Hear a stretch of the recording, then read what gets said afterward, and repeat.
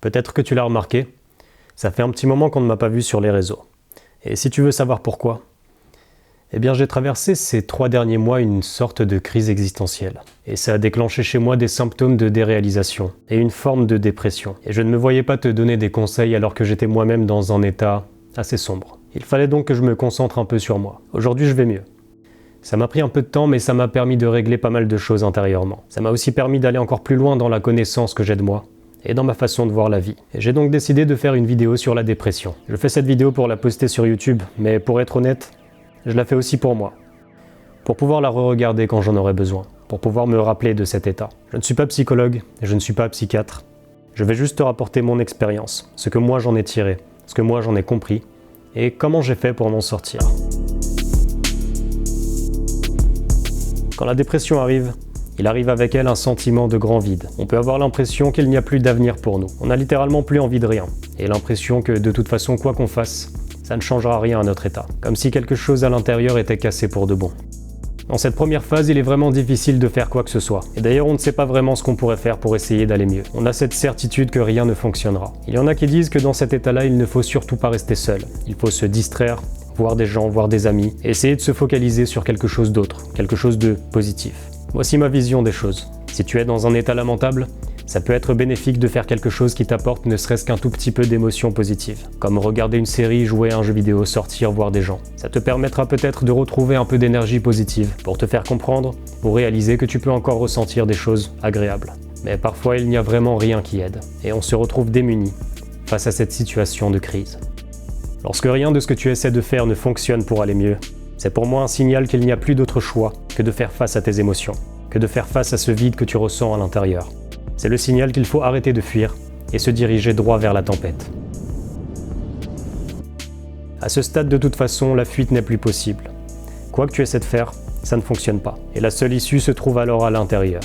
Si tu n'as aucune idée de comment tu dois faire ou de ce que tu pourrais faire, il est important de trouver de l'aide auprès des personnes qui sauront t'aider, ou du moins t'apporter des pistes. Ça peut être via un professionnel, un psychologue ou un psychiatre. Même si beaucoup de personnes ont des préjugés négatifs là-dessus, je peux t'assurer qu'il en existe de très bons. Mais il va aussi être important de faire tes recherches par toi-même, à travers des livres, en regardant des vidéos de personnes qui ont déjà vécu ce que tu es en train de vivre, et qui s'en sont sortis. Ça pourra t'aider à comprendre ce qu'il t'arrive, et ce que tu pourrais faire pour essayer de t'en sortir aussi. Je mettrai sous cette vidéo le lien vers certains livres qui moi m'ont été utiles. J'ai également pour projet d'écrire moi-même un livre, ou de créer une formation sur le sujet, avec tous les conseils que j'aurais aimé recevoir à ce moment-là. D'ailleurs, dis-moi dans les commentaires si c'est quelque chose qui pourrait t'intéresser. Dans la façon dont on appréhende nos états émotionnels dans notre société, on nous fait croire qu'il y a quelque chose de mauvais, de mal à l'intérieur de nous, et qu'il s'agit de s'en débarrasser. Je ne crois pas en cette façon de voir les choses. Je crois qu'il n'y a rien à l'intérieur de moi qui me veuille du mal. Et pour moi, c'est une façon de penser totalement destructrice. C'est quand j'ai arrêté de croire ce qu'on me disait à propos de moi, et quand j'ai commencé à me mettre de mon côté, pour m'écouter moi, que tout a commencé à changer. Voilà comment je vois les choses. Si tu te sens mal, c'est qu'il y a une raison.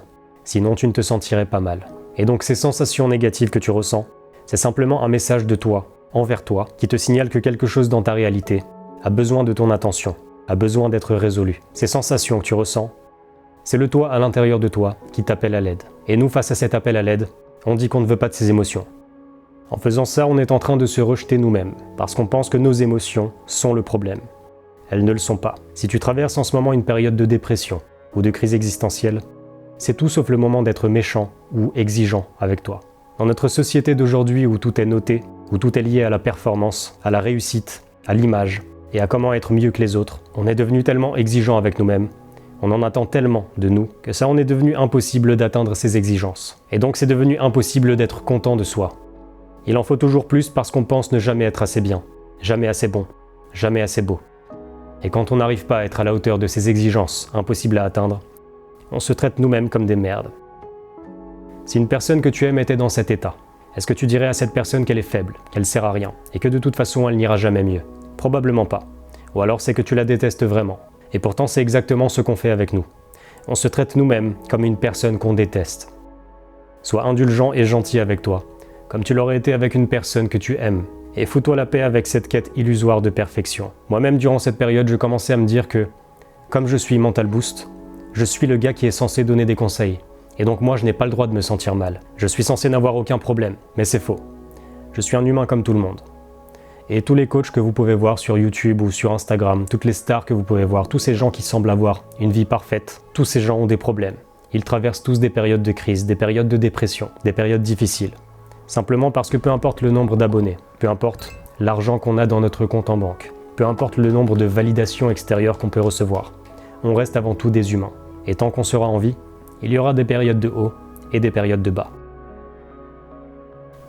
Ce qui m'a fait chier, c'est que je pensais que c'était fini, que je m'étais déjà sorti de ce truc-là, pour de bon, et que ça pouvait plus revenir. Et en fait, si. Ça t'a étonné, du coup. Ça m'a étonné. Ouais, ça m'a surpris. Je te cache pas. Je me pensais au-dessus de ça. Je pensais que j'étais trop fort. Et non, en fait, non, ça peut revenir. Je suis soumis, comme tous les autres humains. Je suis pas épargné. Je suis soumis, comme tous les autres humains, à la vie, aux difficultés, à la peur. Et j'ai aussi réalisé que c'est pas un truc dont il s'agit de se débarrasser.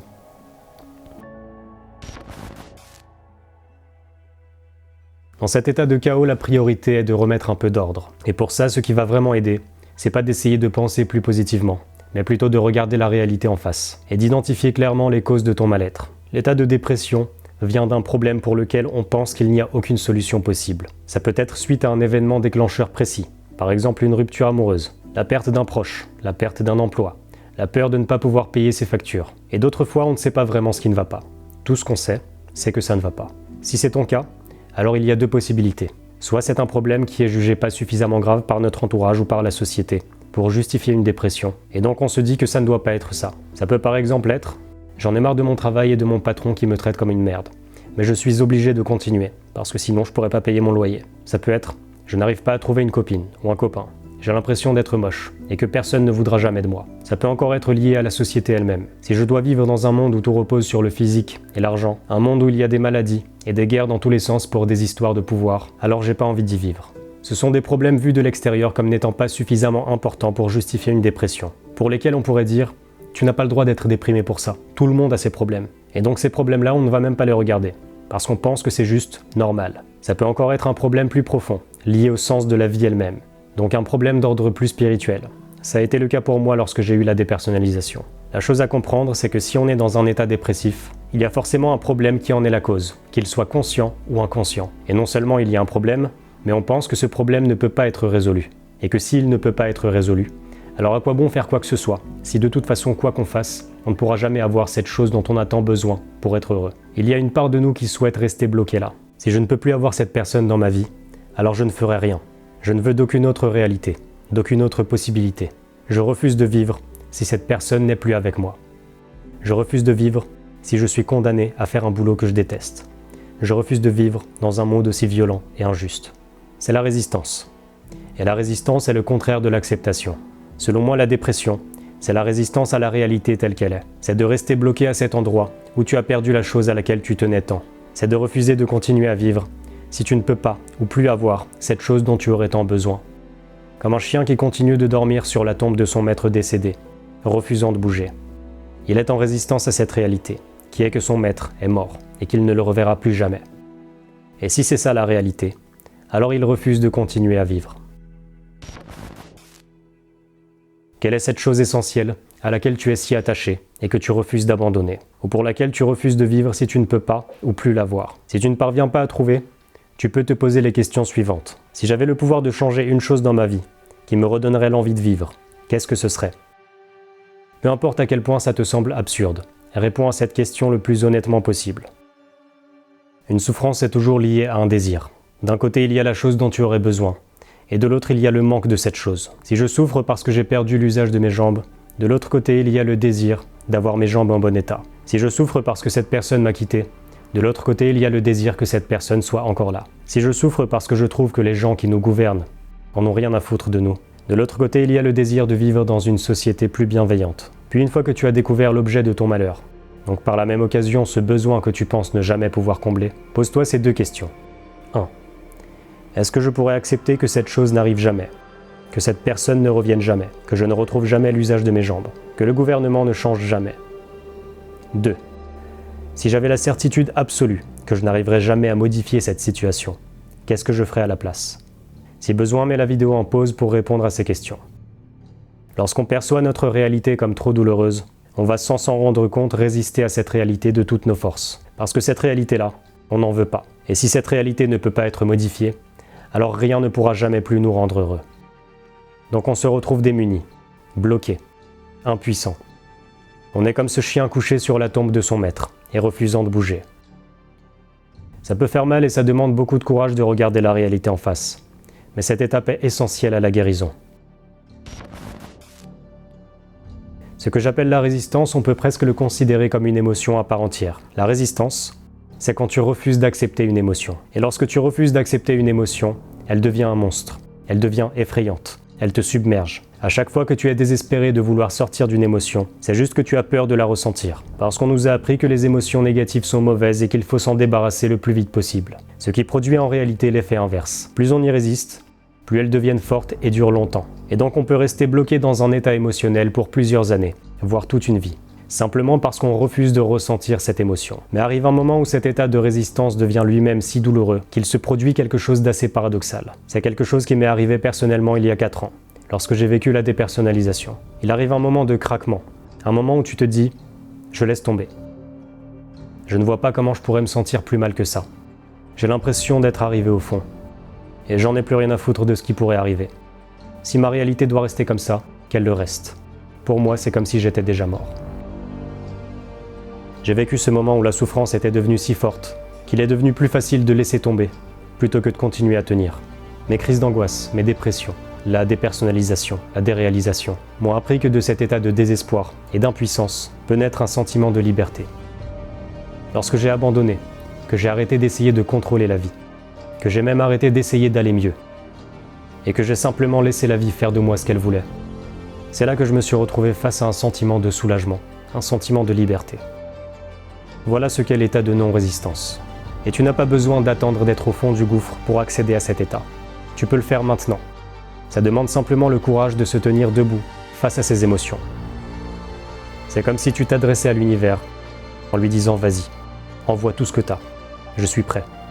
Prends tout. Tue-moi. »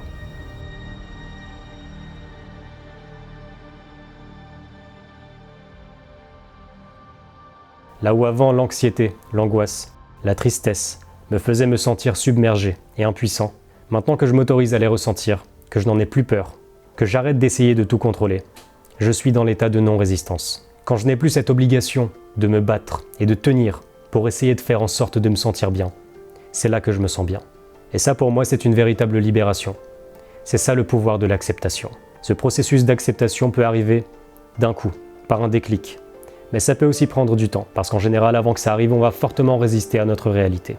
Mais lorsque tu arrives vraiment à cet endroit, que tu prends la décision sincère et honnête d'accueillir ce qui se présente, et que tu prends conscience que la vie n'est pas quelque chose à contrôler, il se produit ce déclic. Tu n'es plus dans ce mode où tu passes tes journées à juste essayer d'éviter la souffrance, et tu prends la vie dans son entièreté. C'est ça le réel travail qu'il y a à faire. C'est un travail d'acceptation. Si j'avais essayé de faire des actions positives alors que j'étais toujours en résistance, ça n'aurait juste eu aucun effet. C'est pourquoi je dis que l'acceptation est la base. L'acceptation est le plus grand pouvoir. Lorsque tu trouves le courage de partir dans cette exploration de ton monde intérieur, d'aller dans cette émotion que tu esquivais jusque-là, de la regarder s'amplifier, de la laisser t'emporter, de la laisser faire de toi ce qu'elle veut, et de complètement t'abandonner à elle, tu te rends compte que cette émotion est de moins en moins effrayante. Le monstre perd petit à petit de sa puissance. Parce que tu as arrêté de fuir, il ne peut plus te pourchasser. Avant de terminer cette vidéo, j'ai un cadeau pour toi, pour compenser le fait que j'ai été absent pendant un certain temps. J'ai décidé de mettre à disposition gratuitement ma formation Confiance Express. Cette formation est destinée à toute personne qui souhaite prendre confiance en elle, mieux se connaître ou simplement améliorer sa vie. Je ne sais pas combien de temps cette formation va rester gratuite, donc c'est le moment d'en profiter. Je mettrai tous les liens dans la description. J'en profite aussi pour t'inviter à rejoindre mon groupe Telegram, sur lequel je partage des informations un peu plus personnelles, des réflexions que j'ai un peu spontanément, et sur lequel je fais aussi des lives en plus petit comité. Voilà, c'est tout ce que j'avais à dire. J'espère que cette vidéo t'a aidé. Si tu penses qu'elle peut aider quelqu'un d'autre, je t'invite à lui envoyer. Et moi je te dis à bientôt. Et pour plus de conseils, abonne-toi. Deep off in my mother feelings can't be still. No it can't be still. I've been frugal with the flow and I've been giving refills. Come and ask us how we feel.